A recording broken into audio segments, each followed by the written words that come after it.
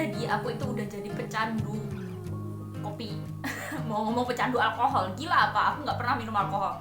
Jadi aku udah jadi pecandu kopi itu udah dari SMA, kayaknya SMA kelas 1, terus sampai sekarang, sampai setelah lulus kuliah pun, sampai udah beberapa tahun setelah aku lulus kuliah, aku nggak bisa menghindari kopi. Jadi tiap hari itu minimal aku minum kopi itu sekitar 2 kali sehari. Jadi pagi kalau aku baru bangun tidur aku minum kopi, terus habis itu mungkin siang atau sore aku minum kopi lagi.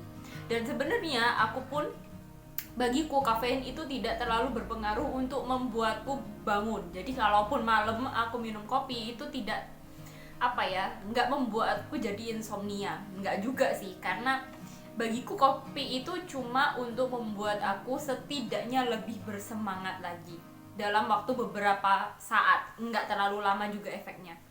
BTW kemarin itu aku beli ini aku udah beli dari kemarin, ini kopi dari Tomoro Kopi yang kemarin baru buka di Blitar. Jadi Tomoro Kopi itu baru satu itu doang.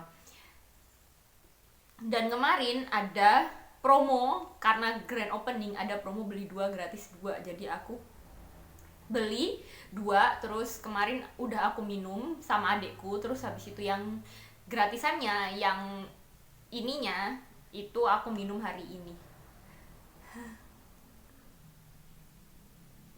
Wait a minute. Jadi, welcome to New Trading Journey. Aku bukan kemarin sih, seminggu yang lalu aku itu ke Perpus Bung Karno biasa untuk pinjem novel berikutnya.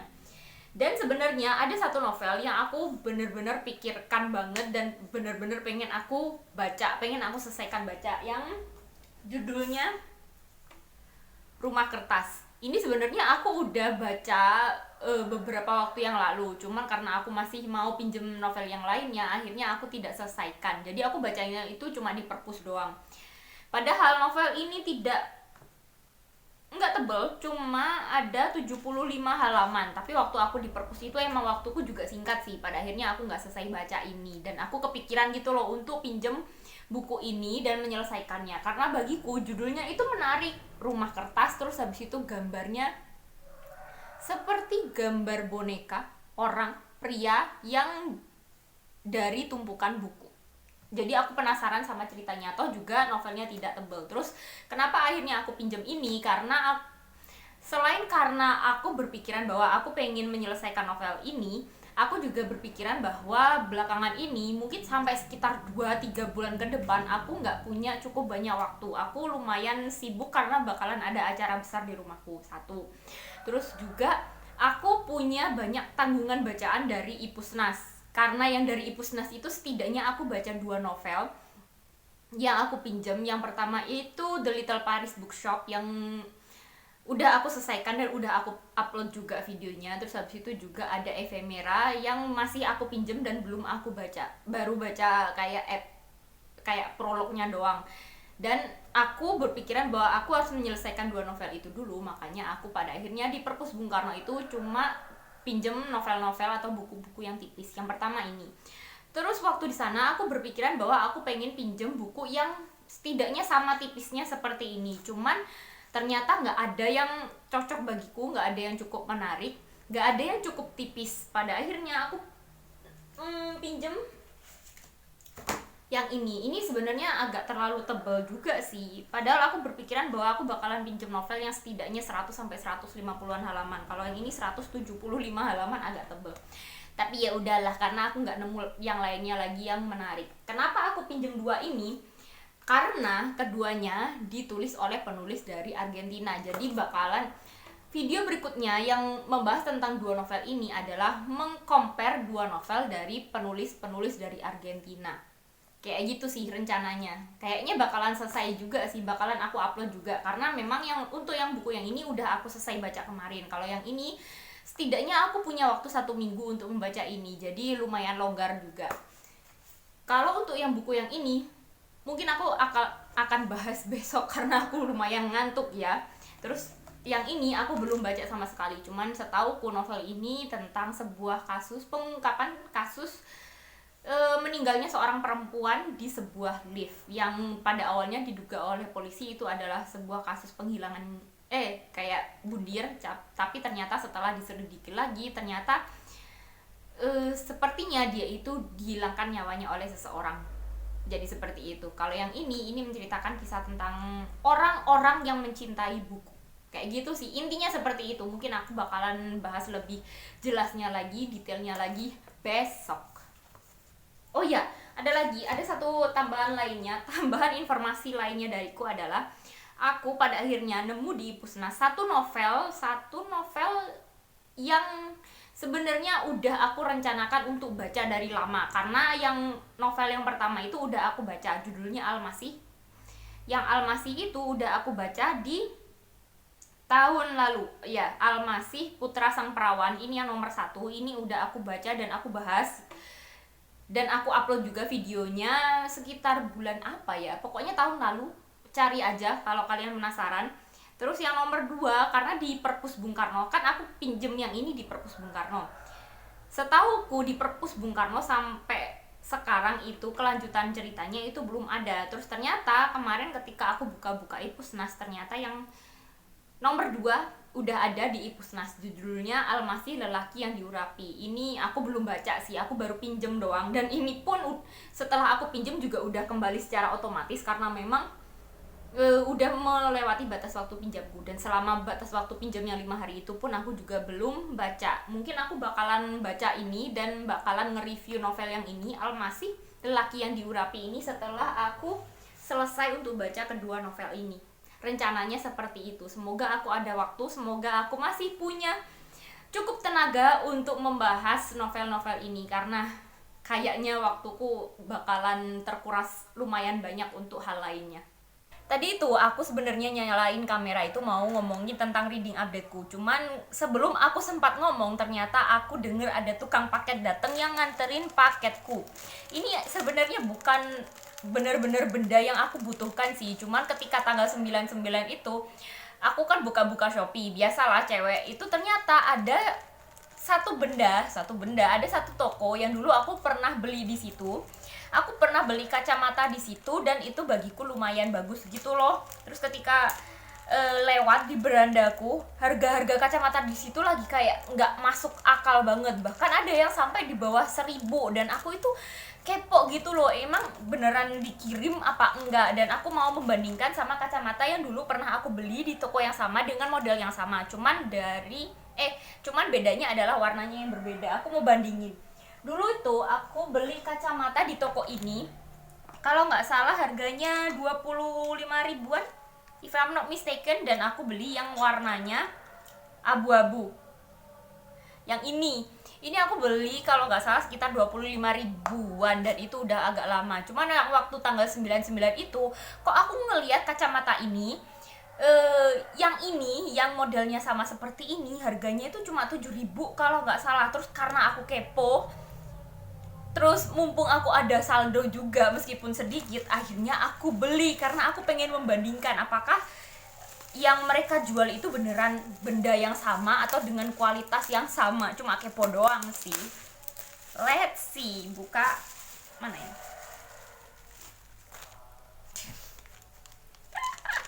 Kayaknya sih sama ya, harusnya ya. Wait a minute. Aku beli itu yang warnanya warna coklat, warna teh kalau nggak salah. Sama nggak sih? Harusnya sama ya. Kayaknya sih kualitasnya sama ya. Ini kalau yang kapan hari yang aku beli tanggal 99 itu bener-bener aku cuma bayar itu nggak ada cuma 8 ribuan kalau nggak salah, 8.500 atau berapa. Kita bandingkan. Kayaknya sih sama ya. Bahkan mirip gitu loh warnanya, yang satunya coklat, sedikit coklat, yang ini abu-abu sedikit coklat juga, gak sih? Aku tuh cuma kepo. Beli ini tuh sebenarnya hanya karena aku kepo apakah bendanya itu, barangnya itu beneran dikirim. Dan ternyata 8.000 coy, udah bisa dapat kacamata. Lumayan lah buat gonta-ganti, meskipun aku nggak terlalu suka warnanya sih. Kupikir warnanya bakalan lebih gelap gitu loh, karena kalau yang di foto itu warnanya itu kayak coklat-coklat gelap banget, tapi ternyata ini lebih seperti coklat abu-abu, jadi nggak terlalu beda gitu sama yang aku punya sebelumnya. Oke, jadi sebenarnya aku tadi itu mau ngomongin novel yang aku sedang baca. Sebenarnya aku bener-bener baru mau mulai membaca sih. Terus ketika aku buka di Goodreads, ternyata aku baru tahu kalau novel ini adalah novel yang cukup tua. Ini judulnya Kematian di Dalam Lift dari Maria Angelica Bosco, seorang penulis dari Argentina. Dan ketika aku buka Goodreads, ini ternyata terbit pertama kali itu di tahun 1954. Kupikir nggak setua itu, kupikir pun kalau emang tua ya sekitar tahun 1990-an atau 80-an lah, setua itu kupikir. Tapi ternyata jauh lebih tua lagi. Ini bahkan umurnya udah hampir seumur Indonesia merdeka. Tapi kalau dalam bahasa Indonesia, kalau dalam terjemahan bahasa Indonesianya, novel ini baru diterbitkan di tahun 2022. Jadi belum terlalu tua kalau dalam bahasa Indonesianya sih. Sejujurnya aku ngerasa lucu gitu kalau aku pakai kacamata. Cuman masalahnya adalah aku nggak suka kalau ada bayangan layar HP-ku yang aku jadikan kamera di depan sini, di kacanya, di lensanya, jadi kayak kelihatan kayak gini gitu loh. Cuma bagiku aku lucu gitu pakai kacamata, gemes. Aku sampai punya kacamata itu ada 4 sih total sama yang ini ya. Yang pertama aku beli, wait a minute. Aku tuh beli kacamata yang murah-murah yang aku beli di Shopee. Aku dulu biasanya nggak pakai kacamata, nggak pernah pakai kacamata. Cuman setelah aku coba beli kacamata di Shopee dengan harga yang murah-murah kayak gitu, ternyata lucu juga. Aku pakai kacamata jadi kayak bener-bener kayak a good reader, you know what I mean? Kalau pakai kacamata itu jadi kayak kutub buku gitu loh, dan aku pengen menyampaikan kesan sebagai kutub buku yang seharusnya dengan penampilannya seharusnya. What? Ya pokoknya gitulah ya. Kalau nggak pakai kacamata itu aku kayak bocil menurutku. Kalau pakai kacamata itu lebih ada seriusnya sedikit. Kenapa aku jadi ngomongin kacamata di sini? Well, anyway, aku masih mau ngomongin tentang kacamataku ya. Ini adalah kacamata pertama yang aku beli. Udah jelek sih ini, ya ampun. Udah jarang aku pakai, jadi lensanya pun juga kotor karena aku nggak ngebersihin. Sebentar, let's see. Ini sebenarnya model kacamataku nggak terlalu jauh berbeda. Aku nggak punya yang kotak atau yang benar-benar bulat. Ya paling oval-oval kayak gini sih. Ini kacamata pertama yang aku punya. Dan ini dulunya warnanya rose gold, sekarang kayak udah bukan rose gold lagi sih. Namanya juga benda murah ya, jadinya kayak udah berubah warna. Cuman aku tetap suka sih sama ini. Masalahnya kalau dia dari kacamata ini adalah bagian hidungnya, bagian penjepit hidungnya itu agak sakit menurutku sih. Makanya pada akhirnya aku beli kacamata yang lain. Yang aku beli nomor 2 itu yang ini, dan ini adalah kacamata yang paling sering aku pakai karena bagiku yang ini lebih nyaman.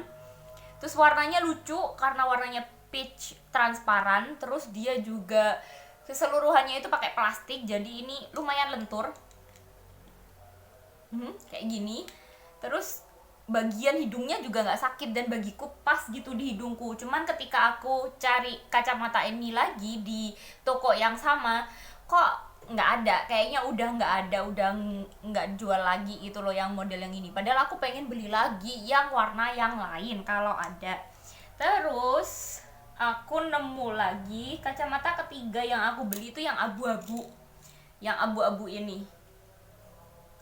Pada awalnya aku ngerasa kalau aku nggak terlalu cocok pakai kacamata yang ini, modelnya agak lebih bulat gitu loh, jadi menurutku lebih cupu, lebih culun gitu loh penampilanku. Cuman lama-lama oke juga sih sebenarnya. Yang aku ngerasa nggak cocok sama ini adalah bagian hidungnya, karena ini kan hidungnya dari plastik gitu kan, jadi nggak bisa diatur, udah paten bentukannya kayak gini. Sedangkan ini kayak lebih lebar daripada batang hidungku, jadi dia kayak gampang jatuh.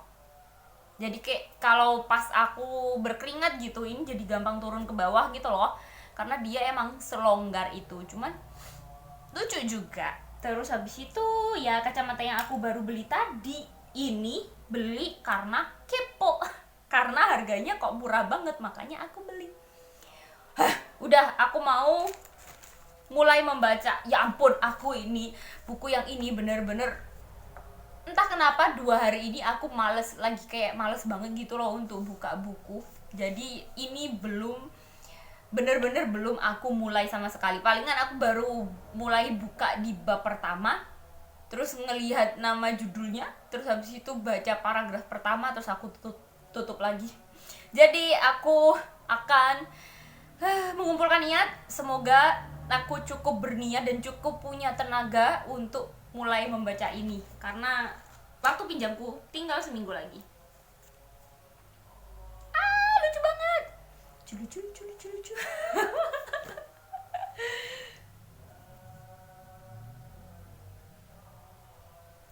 BTW aku nggak perlu kacamata sih untuk baca buku. Nggak apa-apa, biar gaya aja, biar kelihatan keren.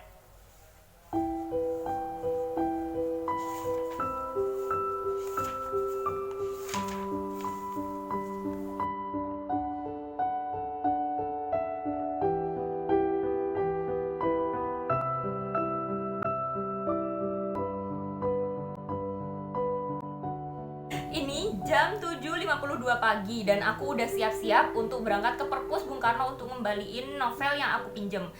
Yang pertama itu yang judulnya Rumah Kertas, terus habis itu yang Kematian di Dalam Lift. Cuman sayangnya yang ini aku udah selesai baca bahkan seminggu yang lalu, dan aku belum bikin reviewnya BTW.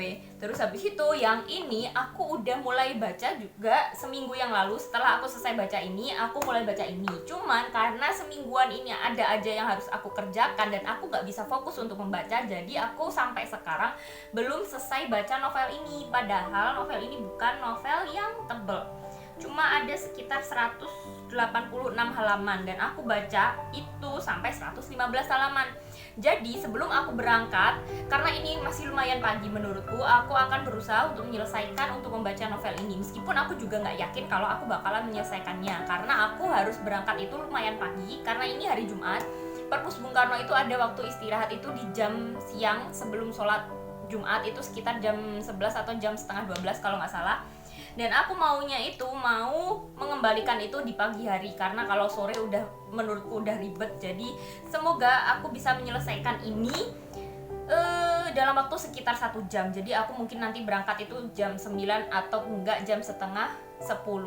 Terus habis itu aku kembalikan, terus mungkin aku nggak bakalan pinjem lagi karena belakangan ini nanti beberapa waktu ke depan aku bakalan sibuk. Jadi aku nggak yakin kalau aku pinjem buku di Perpus Bung Karno aku bakalan bisa membacanya dengan cepat seperti kecepatanku pada seperti biasanya, karena ya aku bagi-bagi waktunya agak lumayan sulit belakangan ini.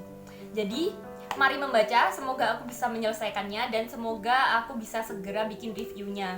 2 novel ini aku bikin reviewnya mungkin kalau nggak, semoga besok aku bisa bikin reviewnya sih. Nggak tahu, kayaknya lihat-lihat besok aku ada waktu untuk ngomong di depan kamera atau enggak, dan aku bisa segera upload ke YouTube karena kayaknya hari ini udah ada 5 hari aku belum upload ya dari video yang terakhir seperti itu. Jadi aku mau membaca lumayan ngebut hari ini.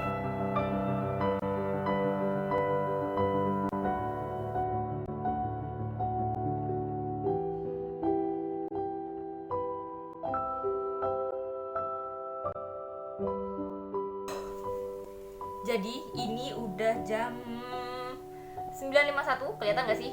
Dan aku baru selesai baca. Aku harus segera berangkat sebelum perpus itu tutup. Akhirnya aku punya cukup waktu untuk membahas 2 novel yang udah selesai aku baca. Bahkan buku fisiknya pun udah aku kembalikan ke Perpus Bung Karno. Yang pertama itu judulnya Rumah Kertas dari Carlos Maria Dominguez. Yang kedua adalah Kematian di Dalam Lift dari Maria Angelica Bosco.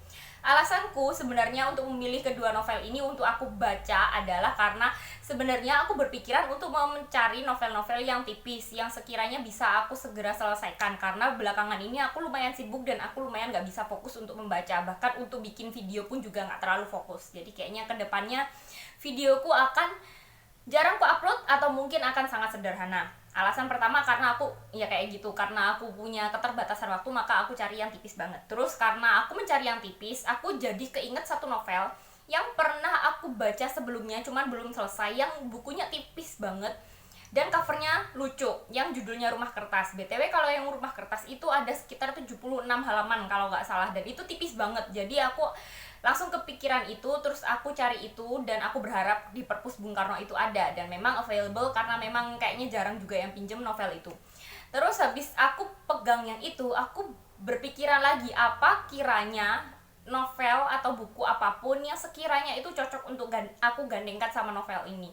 Terus setelah aku cari-cari yang sekiranya sama tipisnya atau mirip lah sama itu, mungkin antara 75 sampai 100 halaman. Cuman aku ngerasa kayak nggak ada yang cocok dan nggak ada yang setipis itu. Terus aku nemu satu novel sebenarnya. Satu novel itu apa ya, aku lupa. Itu sebenarnya cuma 100-an lebih, cuman aku kayak nggak punya koneksi, tidak ada koneksi yang benar-benar dekat antara novel yang Rumah Kertas ini sama novel yang aku pegang itu. Terus akhirnya aku cari-cari lainnya, terus aku nemu satu novel yang judulnya Kematian di Dalam Lift itu. Terus aku pikir lagi apa kiranya yang menghubungkan antara novel ini, yang novel Kematian di Dalam Lift sama Rumah Kertas. Terus akhirnya aku nemu bahwa kedua novel itu ditulis oleh penulis dari Argentina. Jadi aku berpikiran bahwa kayaknya lumayan cocok, meskipun yang novel yang Kematian di Dalam Lift itu agak lumayan tebel, nggak sampai 200 tapi lumayan tebel, di atas 150-an halaman. Jadi ya mau nggak mau aku pinjem itu. Terus akhirnya aku selesaikan baca, meskipun yang waktu aku baca Kematian di Dalam Lift itu aku agak keteteran karena memang aku harus mengerjakan beberapa hal lainnya selain aku baca dan bikin video. Terus sampai akhirnya di hari terakhir, di hari pengembalian itu aku ngebut di pagi hari untuk menyelesaikannya, dan akhirnya selesai. Meskipun kayaknya yang di bagian akhir itu ketika aku mulai ngebut itu kayaknya ada beberapa hal yang nggak terlalu aku pahami, tapi ya udahlah, yang penting aku tahu inti ceritanya. Sebenarnya untuk novel Rumah Kertas ini, karena novelnya tipis banget, cuma ada 76 halaman, kalian yang mau baca ini bisa kalian selesaikan dalam waktu sekali duduk, karena memang sesingkat itu ceritanya. Cuma dalam kasusku, karena aku gak bisa fokus untuk membaca itu doang, dan aku harus mengerjakan hal yang lain, aku menyelesaikan ini dalam waktu 2 hari, dan itu bagiku cukup memalukan, karena ini adalah novel yang sangat tipis. Cuman sayangnya aku gak bisa cepat selesai. Jadi untuk novel ini menceritakan kisahnya diawali dari kematian seorang dosen sastra Amerika Latin yang bekerja di Cambridge University di Inggris.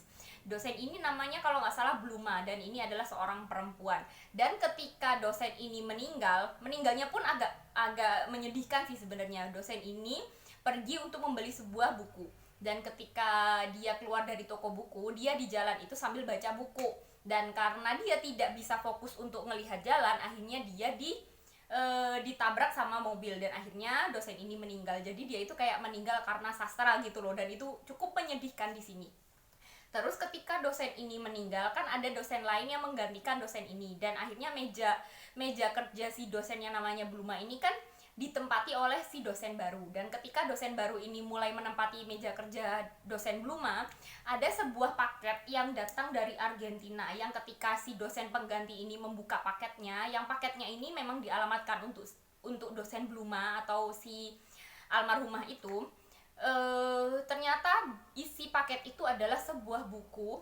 Aku lupa dari siapa ya, pokoknya ada sebuah buku dari seorang penulis terkenal yang lumayan klasik. Terus bukunya itu tidak dalam kondisi bagus gitu loh. Bukunya itu kayak buku yang udah bukan hancur sih, kayak buku yang benar-benar terbengkalai. Terus buku itu udah hampir tidak bisa terbaca lagi karena bukunya udah banyak ditutupi sama semen dan pasir. Jadi kayak dia itu udah sangat menyedihkan kondisi bukunya. Terus si dosen pengganti ini penasaran sebenarnya apa yang terjadi sama buku itu, kenapa buku itu sampai mengalami hal tersebut, terus siapa yang mengirimkan buku itu kepada dosen Bluma yang sudah meninggal.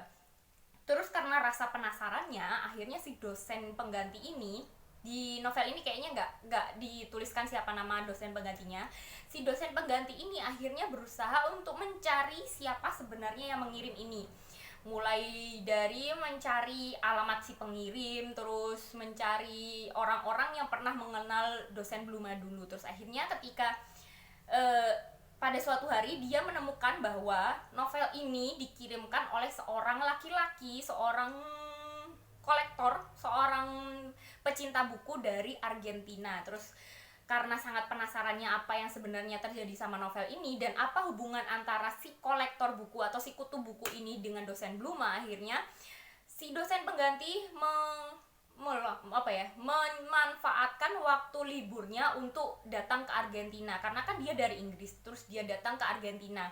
Karena pun dia sebenarnya juga berdarah Argentina, karena dia sebenarnya si dosen pengganti ini juga berasal dari Argentina, cuma dia mengejar di Inggris. Jadi dia terbang ke Argentina, terus di sana dia itu berusaha untuk mencari jejak-jejak apa yang terjadi pada buku ini. Dan selama mencari jejak-jejak apa yang sudah terjadi sama buku yang sudah sangat menyedihkan itu, yang udah ditutupi pasir dan semen itu, dia itu menemui beberapa orang yang ada hubungannya sama orang yang mengirimkan novel itu ke dosen Bluma. Jadi selama perjalanan ini dia kan menemui beberapa orang, dan dari beberapa orang itulah dia menemukan apa yang sebenarnya terjadi pada orang yang mengirimkan novel itu. Dan itu nanti di akhirnya kita tahu kenapa novel ini diberi judul Rumah Kertas, karena ada hubungannya antara rumah dari si pengirim buku itu dengan si novel ini. Kenapa sampai akhirnya novel ini penuh dengan pasir dan semen, kayak gitu sih. Aku kalau ngomong ini jadi spoiler.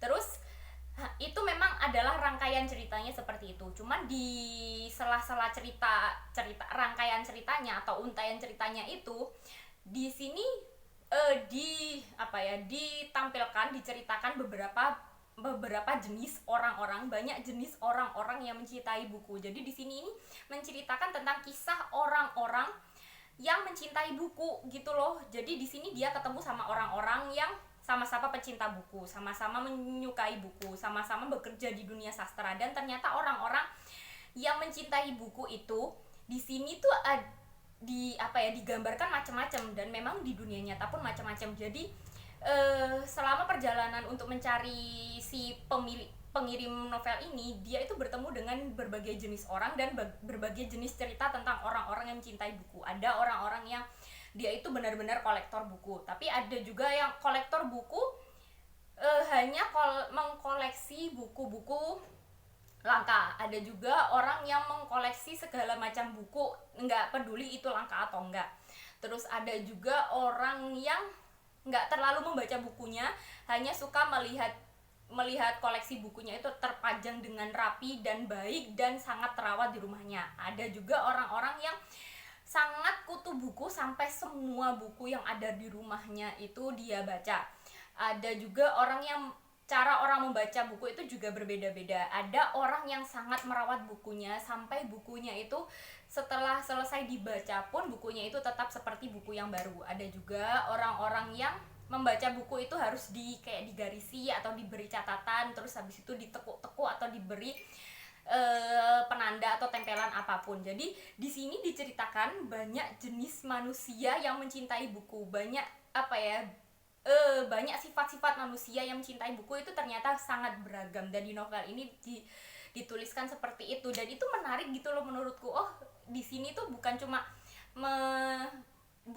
kita berusaha untuk mengetahui apa yang terjadi pada buku itu dan siapa pengirimnya, tapi juga diceritakan berbagai jenis manusia yang mencintai buku seperti itu. Juga ada di novel ini juga banyak disebutkan buku-buku dan penulis-penulis terkenal, terutama penulis-penulis klasik sih menurutku. Dan bagiku lumayan menarik untuk menambah pengetahuan, menambah koleksi penulis-penulis yang sekiranya mungkin bakalan aku baca di suatu saat nanti, seperti itu sih.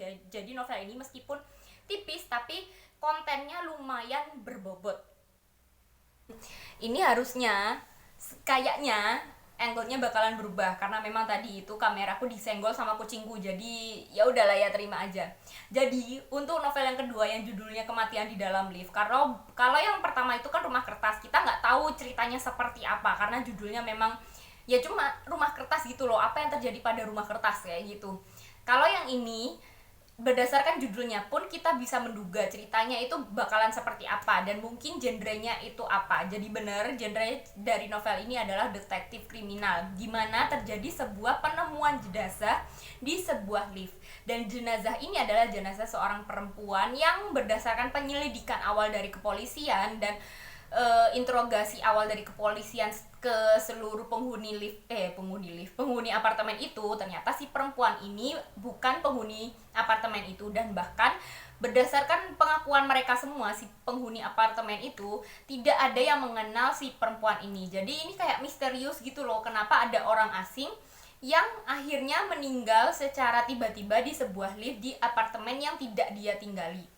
Berdasarkan penyelidikan awal dari kepolisian seperti itu. Terus pada awalnya para polisi ini mencurigai orang pertama yang menemukan jenazah itu. Kan biasanya kalau berdasarkan yang aku tahu dari kayak genre cerita kriminal seperti ini dan cerita-cerita true crime yang aku tonton biasanya polisi itu mencurigai orang pertama yang menemukan jenazah itu.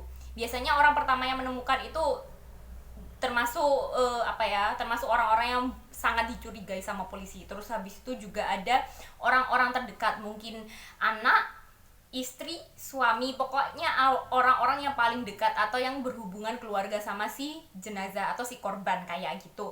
Jadi pada awalnya kepolisian ini sangat mencurigai si penemu awal dari jenazah itu, karena memang si penemu awal ini adalah seseorang yang punya reputasi yang kurang baik, dan bahkan ketika menemukan jenazah perempuan itu, si penemu awal, si orang yang menemukan ini dia dalam kondisi mabuk berat. Jadi polisi ini sangat mencurigai si orang ini, karena memang orang ini selain dia suka mabuk, dia juga suka main perempuan. Terus habis itu polisi ini juga menginterogasi suami dari si jenazah perempuan ini. Perempuan ini namanya Frida BTW.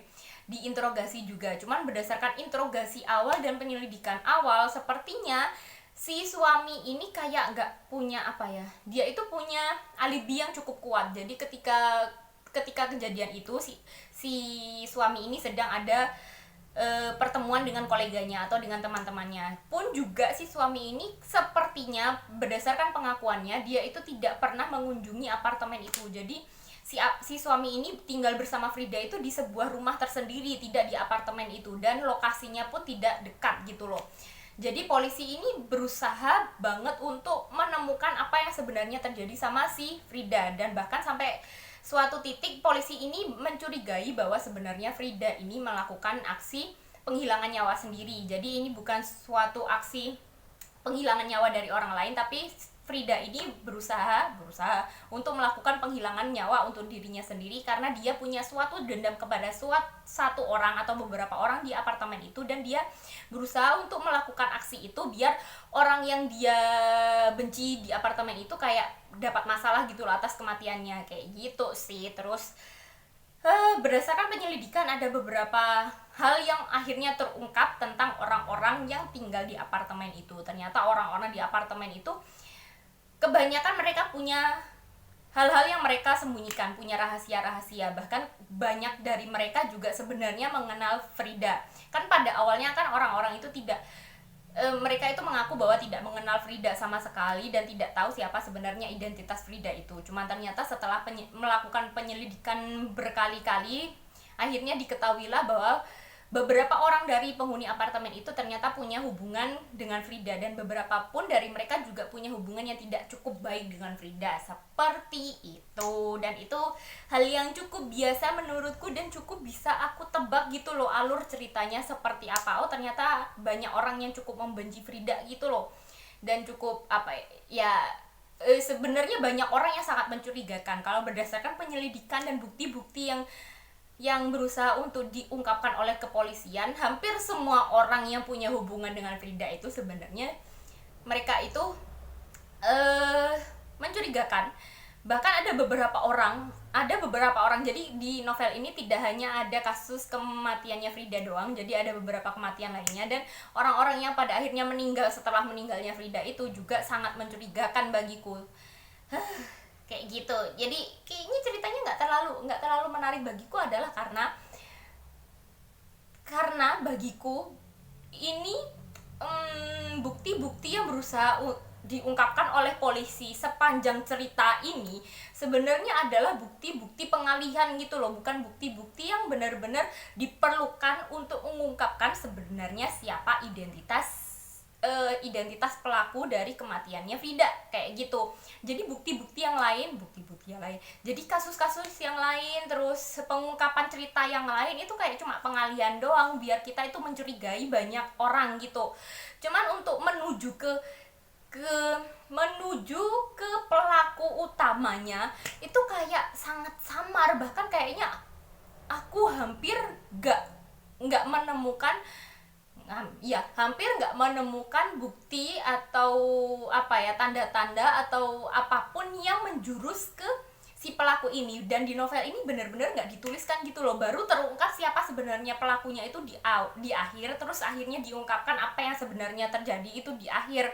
Dan itu bagiku kayak nggak penting banget cerita tentang orang-orang drama keluarga, perselingkuhan dan lain sebagainya yang ada di tengah-tengah cerita itu yang membuat kita curiga sama banyak orang itu kayak nggak guna, karena memang sebenarnya pelakunya pun nggak cukup diselidiki sama polisi-polisi ini. Jadi kayak aku ngerasa ini cerita